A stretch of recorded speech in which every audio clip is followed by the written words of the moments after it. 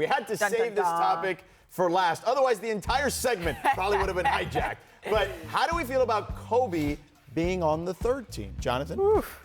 Kobe should be on the second team. To put Melo over Kobe, I mean, I don't see any argument for that whatsoever. If you're looking at points, you're looking at championships, you're looking at MVPs, I mean, Kobe Bryant is far and away a better player than Melo, had a much better career, and so he needed to be on that second team pretty clearly to me. If we're looking comparatively, I think that there are some people that he could have edged out to be on that second team. That being said, I took I waded into the anger on Twitter this morning and just took a look at what people were saying, and they were up in arms. They were angry. But a wide spectrum, by the way, not just because he was on the third team. Right. For both people saying he was too high and too low and too hot and too cold. This is the Goldilocks syndrome coming in here.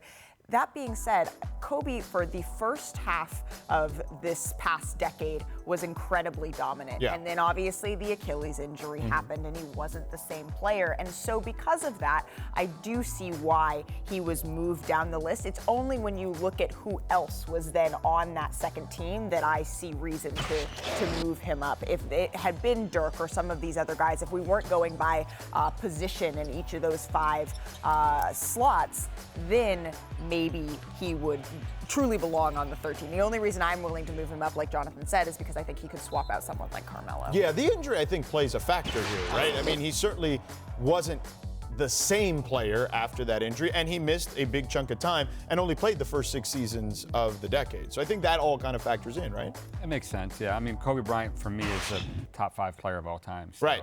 To not have him. Top 5 all time? Yeah. Wow, I think he's that good, yeah. And just the impact that he had on the league, on basketball. Certainly yes. And so I think he needed to be on that second team.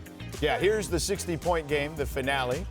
I mean, listen, I think that I've seen really good arguments for moving him up to second team. I, too, yesterday, this came out while I was on my radio show. And I thought, yeah, second team was kind of a good spot for him because I was moving guys up and down or whatever. But I saw some compelling cases because of the injury and because of the way the career ended, of even not necessarily having him because of guys like Dirk or KG or Clay or guys who maybe were a little more deserving of this particular decade. But, man, it just was great raging debate for August 5th or 6th. Come on, man. You can't get any better than that when it comes to the NBA.